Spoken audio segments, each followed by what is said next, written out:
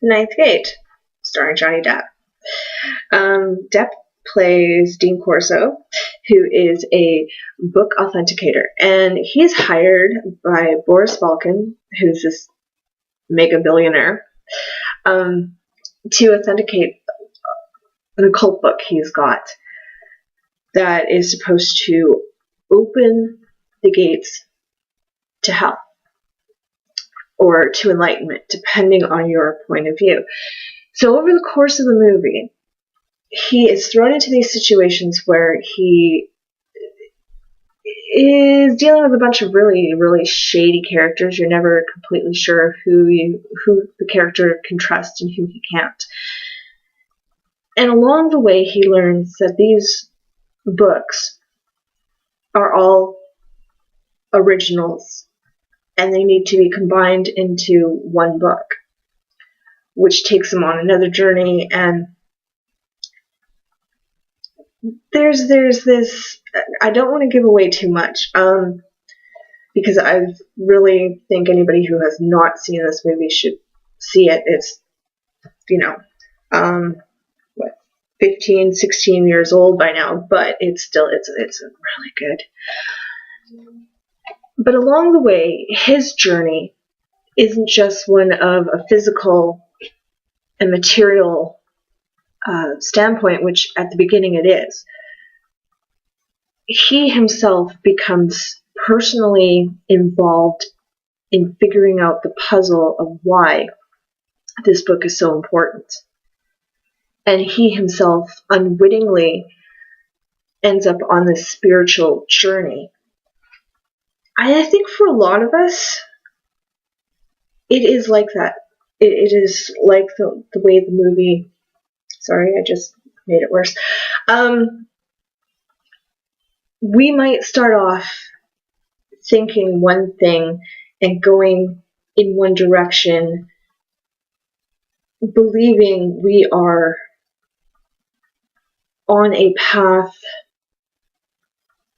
that is obvious.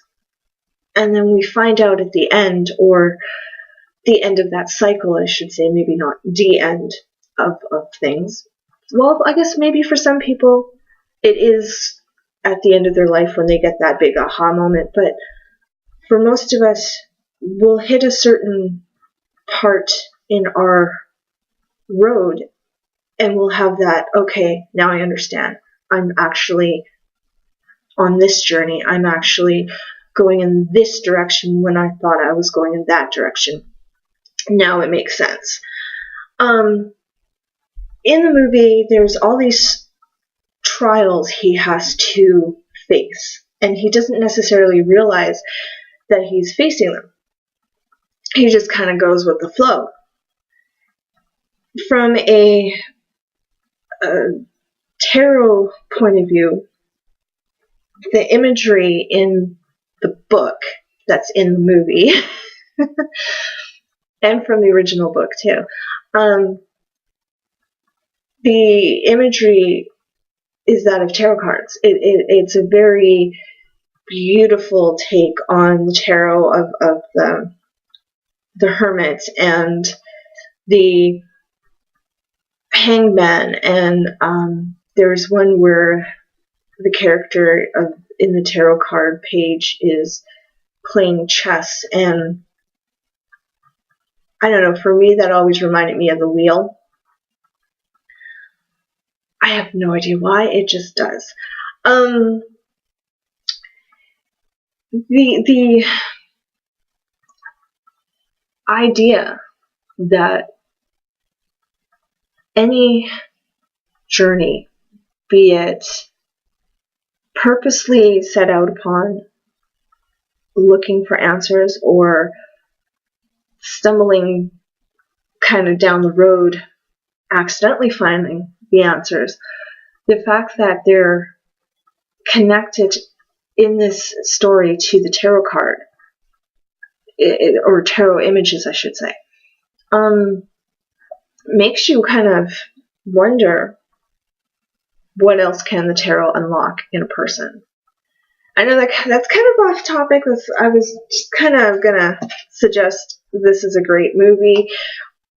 from a whole bunch of different points of view, it does make the left-hand path look a little shady.